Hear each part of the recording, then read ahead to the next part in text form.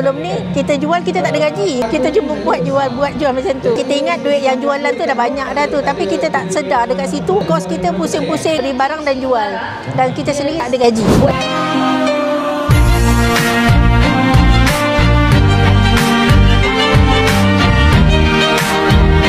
Saya kursus dan dapat bantuan sebanyak 15,000 daripada Mak Em untuk saya beli mesin sulam. Sebelum ni saya punya toys ni tak sulam. Saya jahit, production pun agak lambat. Memang sangat-sangat berterima kasih sebab masalah modal untuk membeli mesin tu saya dah selesai. Jadi dengan mesin yang ada tu, peningkatan lah lebih menarik daripada hasil bantuan Mak Em ni lah. Dan saya pandai untuk mengaturkan. Macam dulu saya tak pandai sangat nak letak harga, macam kita takut nak letak mahal. Kita tak tahu macam mana nak letak margin. Tapi bila kita dah dapat bimbingan perniagaan tu, kita tahu.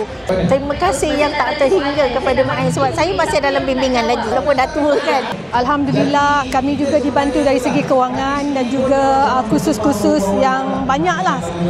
Acap kali setiap bulan mesti ada kursus-kursus yang baiklah untuk kami menambahkan ilmu lagi dalam bidang perniagaan. Antara ilmunya dari segi pensijilan halal, pensijilan mesti.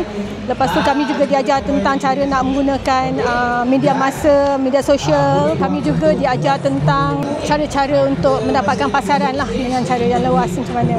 Ada musibah yang melanda keluarga, suami kena penyakit stroke dan menjadi OKU. Kat situlah Mak Em membantu. If I could turn back time, if I could, pikiran dan swear that I